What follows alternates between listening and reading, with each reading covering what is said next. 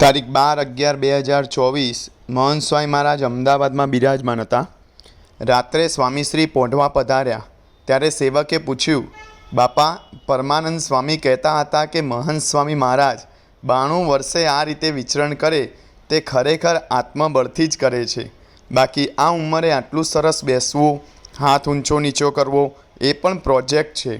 આ વાત બીજાને નહીં સમજાય, પણ હું અનુભવથી કહું છું. તો સ્વામી, આપને હાથ ઉપર નીચે કરવાનો થાય એ આપના માટે પ્રોજેક્ટ છે?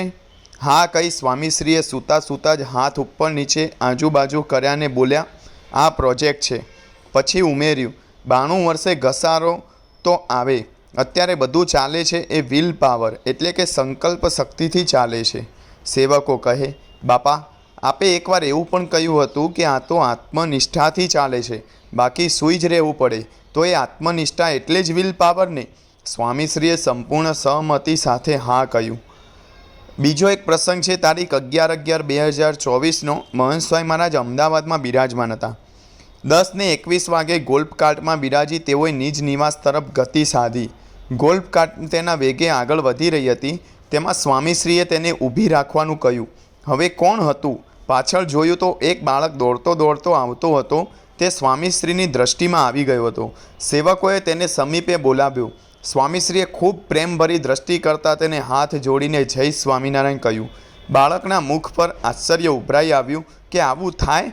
મહંત સ્વામી મહારાજ, લાખોના ગુરુ, જેઓએ હમણાં જ નીલકંઠવર્ણીની પ્રતિષ્ઠા કરી છે, જેઓ મોટા મોટાને મળે છે, તે મારા જેવા એક નાના બાળક માટે ખાસ ગોલ્ફ કાર્ટ ઊભી રખાવે ને મને જય સ્વામિનારાયણ કહે?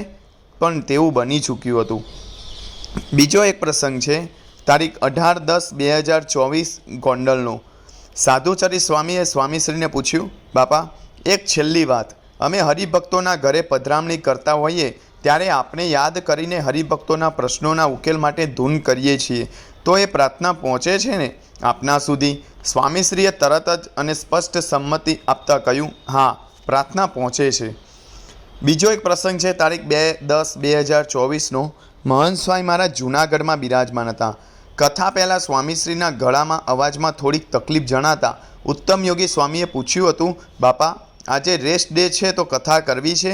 ને સ્વામીશ્રીએ મુખ પર એવો ભાવ દર્શાવ્યો હતો કે કથા ગોઠવાઈ ગઈ હતી. અત્યારે કથાની પૂર્ણતાએ ઉત્તમ યોગી સ્વામીએ પૂછ્યું, કથા પહેલાં આપનો ભાવ એવો જ હતો ને કે કથા કેમ નહીં?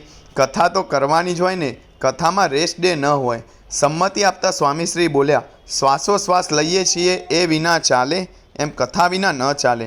સ્વામીશ્રી કેવી જીવન ભાવનાઓ અને દ્રઢતાઓ સાથે જીવી રહ્યા છે 92 વર્ષની ઉંમરે.